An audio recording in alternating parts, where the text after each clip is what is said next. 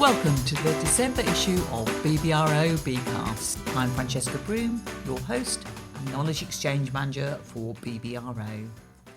Harvest is progressing well with very few infield issues seen in November. Although with fluctuations in air and ground temperatures, we do urge all growers to monitor clamps closely. Avoid excessive green matter and salt air, and don't pile the beet too high. Aim to keep a good airflow around the clamp to avoid hot spots. But also, at this time of the year, watch out for any prolonged cold spells too. Now, making the right infield decisions for any crop is not easy. And most of us will rely on past experiences, shared knowledge, industry experts, and maybe even Google for info. And hopefully, a lot of you are relying on BBRO to be your voice of reason. But what else is out there that could help improve your knowledge and also give you an opportunity to share the current pressures on the farm? Well, many of you listening would have completed a diploma or apprenticeship in ag, and it's great to see that Bishop Burton are working with British Sugar to create a bespoke sugar beet element to their programme. But when the work is pressured and time is tight, where do you look for that all-important support? One option would be to undertake a short course, such as our recent Advanced Basis Sugar Beet course. I asked Mark Stevens about the purpose and future of BBRO training. Mark, great to grab you for just sort of 10 minutes of your time. I know you're very busy as our new interim head of BBRO. It's great to have you here to discuss the Advanced Basis course that we've just completed. And as the podcast this month is all about training, I thought, first of all, can you just give me a bit of an overview? Why do you think it's important for BBRO to do some training on sugar beet? Thank you, Ches. It's always busy in the BBRO. That's why it's exciting. But it also sort of comes to the wider remit of why we're here. And one of the things I'm really quite passionate about is making sure we look after and train the people of the future. Sugar beet is a very specialist crop to many. And I see it with the team of experts that we have within BBRO and collaborations elsewhere. It's a golden opportunity to make sure that we are multiplying that message with the latest findings and research, but also the basics. You know, when you think about pests and diseases and the physiology and the varieties that we're going to grow in the future, to make sure that the people who are going out on farm or discussing it internally within their businesses have the right information, or if they need information of the future, they then have the right people to talk to. Because I also see, you know, with 15 people on the course, they become a cohort of individuals who build relationships across different businesses. But they also build a relationship with the BBRO team. And that's the beauty of having 5 days. 2 days at Peterborough, at British Sugar, talking physiology and variety. Then 2 days in Norwich with the BBRO team, the crop protection team, and then a day out in the field and at the factory. And they got that opportunity and relationship. And this year, I actually started the meeting at Peterborough to give an introduction. And you can see people were starting to talk to each other. But 10 days later, when they were all in Norwich, you could already see how much stronger the group had become. They were not frightened of challenging us, asking each other questions and getting in the lab and actually starting to build those relationships, which I think are really powerful for the future. And what I found really interesting, because I managed to sneak in the back and listen to some of them, was the diverse range of all of the topics. And I think that came as quite a surprise to some of the participants, because there was a few there that I think had been involved in sugar beet for a while and probably thought they were just having a little bit of a refresher. And the majority were coming out saying, I didn't realise there was so much to the crop and so much more to take on and learn. And that's the power of the course, because we have an opportunity to showcase all those things. And you know, people's interaction with BBRO tends to be bulletin or beet review, or hopefully they come along to the beet field events or the winter conference, but often then we're only showcasing or highlighting specific areas of importance or where we've got a latest piece of information. But there is just so much to the sugar beet crop, from soil preparation, seed variety source choice, all the plant protection products, right through the growing and the agronomy and the physiology, to ultimately harvest and storage and getting it into the factory intact so people make money on the back of it. And as you mentioned, we had quite a bit of support from externals as well. So we had Roger Bradbury join us from Bayer, we had Kate Smith from ADAS, who's covering cover crops, and obviously some help from some of the British Sugar and then a few sugar team. So it really was an industry-wide event, wasn't it? I like to think the BBRO are good and we've got a great team of experts in-house, but I would also argue that we have a hybrid organisation as well. And where appropriate, particularly for a basis course, you pull in experts who can add a bit extra or complement the stories that we've been telling, to then make sure that the delegates get that really wide breadth of information that's fully up to date, so they can then go away and think, that's been helpful, and then hopefully then multiply it when they're doing their exams and oral examinations to hopefully then pass the advanced sugar beet course. And although we've been involved with advanced sugar beet course in the past, is actually a first for us because it's the first time we actually led the course, and we've become a basis trainer in our own right in order to do that. But that's not the only type of training we've got planned, is it? Because we are looking at developing something for those that are new to the industry. You've got to appreciate within the industry there's always going to be newcomers, there's going to be people coming into the industry that have come from different backgrounds. So sugar beet may not have been on their radar, but they bring in their own wealth of experience from elsewhere.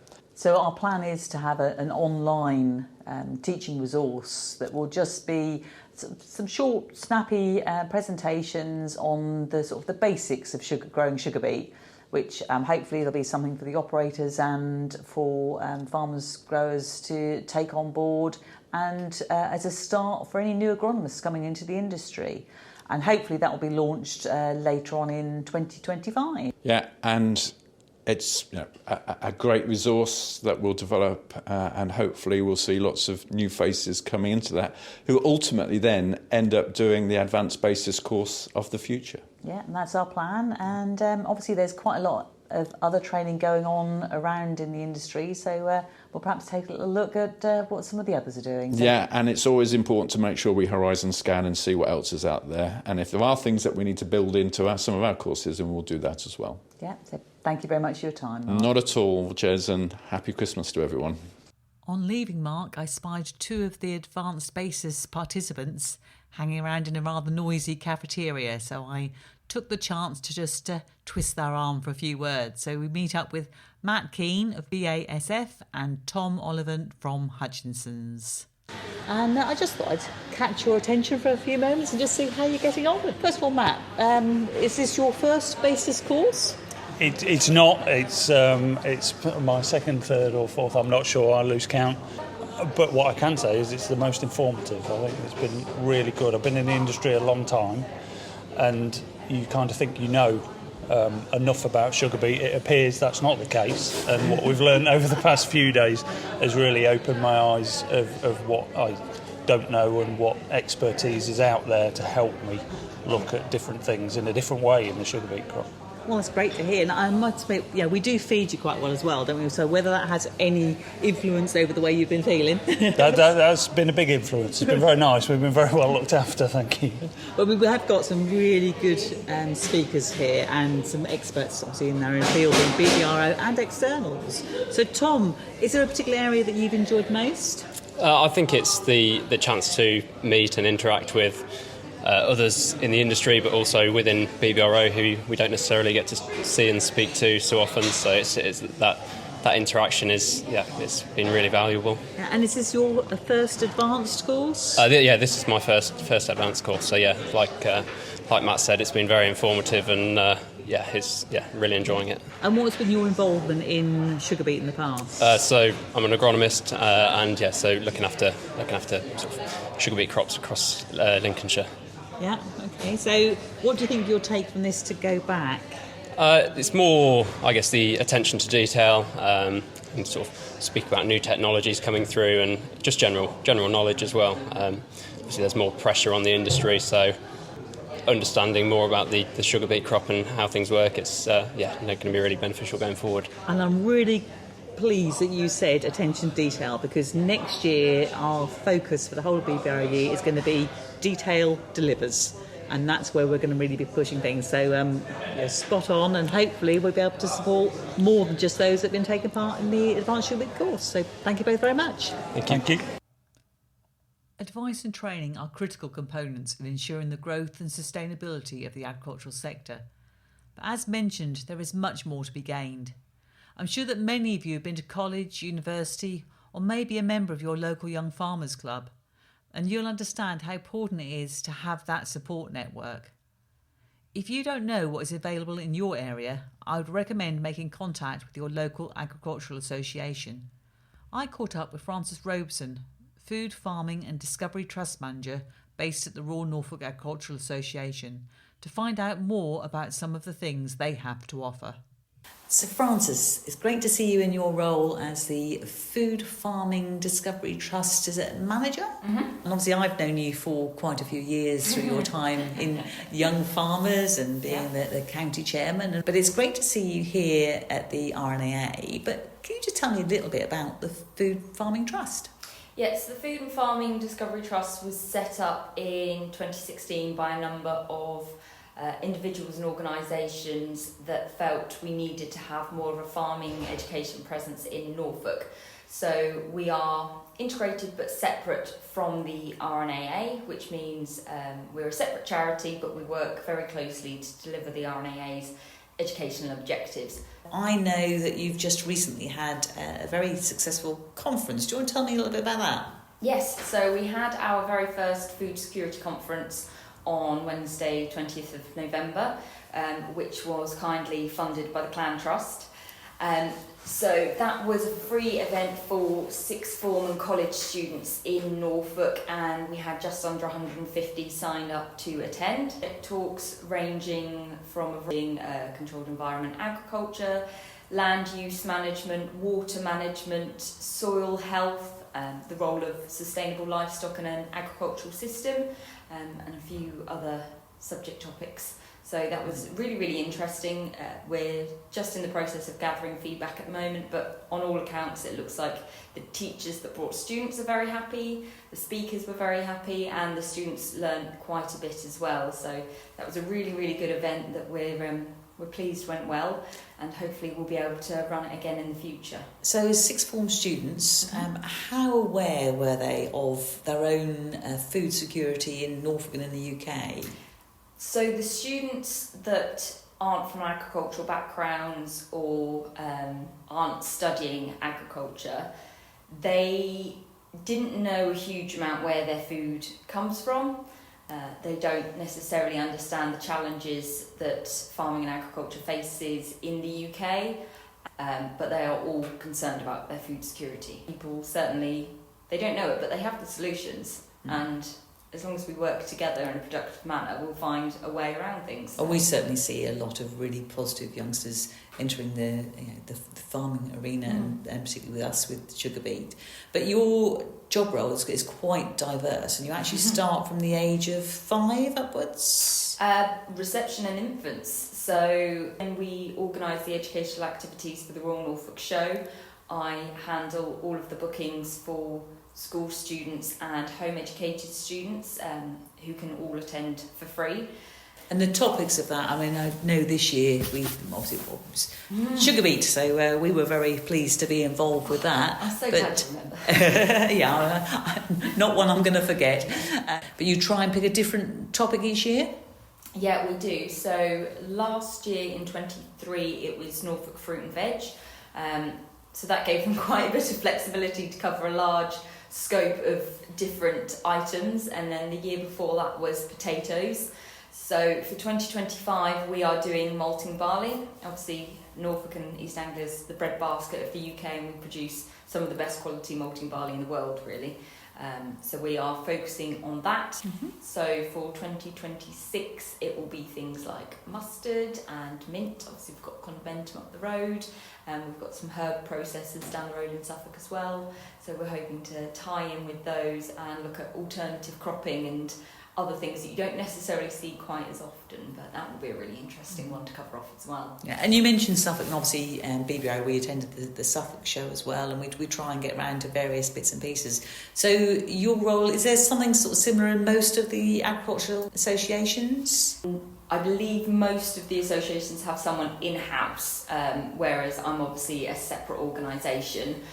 Most agricultural associations have their own schools programme, but we're all very different in what we do and how we do it. So Suffolk have two lovely ladies working down there delivering their schools programme, and Lincolnshire have a very strong schools programme as well. Yeah. We have that, and it's great to know that right across the UK there are little pockets of people, like yourself, that are going out and promoting agriculture. I'm just chatting to you, we've been talking a little bit about the Yield project and Nuffield, and again these type of things are happening throughout the whole of the UK. But do you want to just tell us, I believe there was a Yield meeting last night, do you want to just tell us a little bit about that? Yeah, sure. A really good group. They meet a few times throughout the year, and my colleague Holly Whitaker organises those trips and visits. Last night we had a panel discussion at the forum about the power in the food supply chain and where the power lies and how we can potentially transform the food supply chain and what that looks like going forwards. Obviously, it's a key time in UK agriculture with everything that's going on, especially surrounding the most recent budget announcements, which has the potential to sort of transform how we produce food in the UK going forward. So it's really interesting that we have these opportunities to get together and have these discussions. So if anyone wants to be a part of the Yield network, you just need to contact my colleague Holly Whitaker, and her details are on the RNAA website. Yeah, thank you for that, because there's a lot of particularly youngsters or those that are in the early start of their career in agriculture that are feeling quite isolated. Yes. And I think just making sure that they're aware that there are these groups out there that are like-minded individuals that can really help, just chew the cud. No one needs to be working alone in this day and age. No, absolutely. But you do have to sometimes look, for the places to go. Yeah. And one of the other things, so we talked about the Nuffield Scholarship, because that's another thing, again, most of the agricultural associations seem to support. And I know, I believe Norfolk this year have supported somebody that's actually in Essex. So the Nuffield Scholarships are for those who work within farming and wider food, horticulture, rural and associated industries. So it's for those that are well established in their industry and their career, and they have a passion for what they do. You don't have to have any academic qualifications, but if you do, they ask that you're at least 3 years post that. So it's for those that are aged 25 to 45. So it gives you the opportunity to travel the world. So the Nuffield Scholarships play a really important part in terms of aspiration and innovation and improvement. And how would people go about applying for those? So you apply via the Nuffield Farming website. Applications open in January, so they're closed for this year. They'll open January 25. Lovely. Well, hopefully we'll have a few of our listeners that will perhaps think about doing something based on sugar beet, and we'll try and encourage a few to take part. Yeah. So thank you ever so much for your time, Frances, and good luck with the role. And we will make sure we come and visit the Discovery Zone next year, although it'll be as visitors this time. We won't be quite so involved. You'll be more than welcome. We'd be delighted to have you. Lovely. Thank you very much. Thank you. I hope this podcast provides a little insight into the plethora of events and activities that you can get involved in. And of course, we've got the conference season approaching, so do remember Norfolk on Tuesday the 11th of February, Lincolnshire Thursday the 13th, and Suffolk the 29th of Feb. But the most important one for your diaries is the Beet Tech 25 on the 4th of February at the Norfolk Showground and the 11th of February at Newark Showground, where you'll have a chance to meet the BBRO team and hear the very latest info regarding the sugar beet crop. Book via our website www.bbro.co.uk. And now for January's edition of BeetCast, it will be a little bit different as we'll be joining the BBRO team for a light-hearted debate on all things sugar beet related. And as we'll be recording this on the same day as our works Christmas party, I can assure you there'll be lots of sweet puns to be heard, all, of course, rooted in good fun. Just leaves me to wish you a very Merry Christmas and thank you very much for listening.